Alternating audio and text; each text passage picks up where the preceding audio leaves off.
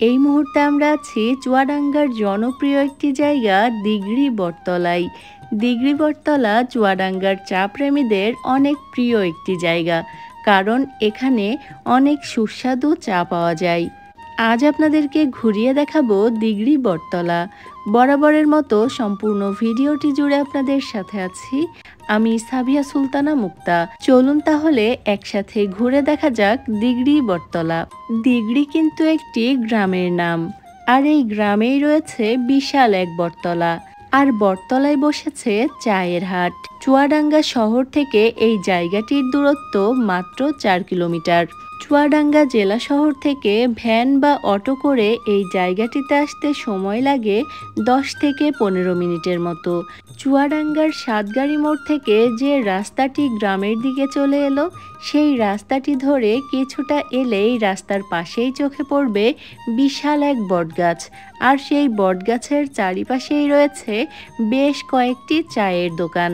শুধু চায়ের দোকান নয়, এখানে রয়েছে মিষ্টি পানঘর, রয়েছে মামার বাড়ি নামের ছোট্ট একটি ফুচকা হাউস। তবে ফুচকা হাউসটি বর্তমানে বন্ধ। এটা রমজান উপলক্ষে বন্ধ নাকি একেবারেই বন্ধ করে দেওয়া হয়েছে এ বিষয়ে আমার ঠিক জানা নেই। তবে মামার বাড়ির জায়গাটি কিন্তু খুব সুন্দরভাবেই সাজানো হয়েছিল। চলুন আপনাদেরকে ভিতরটা একটু ঘুরিয়ে দেখাই। গত একটি ভিডিওতে আপনাদেরকে দেখিয়েছিলাম গ্রাম বাংলার ঐতিহ্যবাহী কাঠের ঢেকি। সেই ঢেকিটিও কিন্তু রয়েছে এই মামার বাড়িতে। এছাড়াও এই জায়গাটিতে বেশ কয়েকটি সেলফি জোন তৈরি করা ছিল। ছোটদের খেলার জন্যও বেশ কিছু জায়গা করা ছিল। তবে বর্তমানে জায়গাটি একেবারেই বন্ধ মনে হচ্ছে। পরবর্তীতে এটি চালু হবে কিনা আমার ঠিক জানা নেই। তবে পরবর্তীতে চালু হলে আমি একদিন অবশ্যই আসব, কারণ জায়গাটি আমার ভীষণ ভালো লেগেছে। গ্রামীণ পরিবেশ আমার সবসময়ই ভীষণ পছন্দ। তারপর যদি গ্রামীণ পরিবেশে এরকম সুন্দর চায়ের দোকান বা ফুচকার দোকান থাকে, তাহলে তো আর কোনো কথাই নেই। যদিও এখানে কোনো লোকজন ছিল না, তারপরও আমরা আমাদের মতো খেলতে ব্যস্ত হয়ে গিয়েছিলাম। ঢেকি দেখে আমার ভীষণ ইচ্ছা করছিল ঢেকি পাড় দিতে। তারপর বেশ কিছুক্ষণ ঢেকি পাড়ও দিয়েছিলাম। ঢেকি দেখলেই ছোট্টবেলার কথা মনে পড়ে। তবে এখনকার প্রজন্মের ছেলেমেয়েরা কিন্তু অনেকেই ঢেকি চেনেও না। বেশ কিছুক্ষণ ঢেকি পাড় দেওয়ার পর আমরা এখন বের হয়ে যাব মামাবাড়ি থেকে।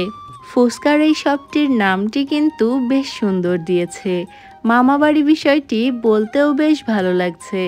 এ পর্যায়ে আমরা মামাবাড়ি থেকে বের হচ্ছি।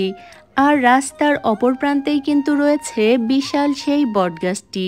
বটগাছটির পাশেই কিন্তু রয়েছে ছোট ছোট বেশ কয়েকটি চায়ের দোকান। আর এই চায়ের দোকানগুলোর জন্যই জনপ্রিয়তা পেয়েছে দিঘড়ি বটতলা।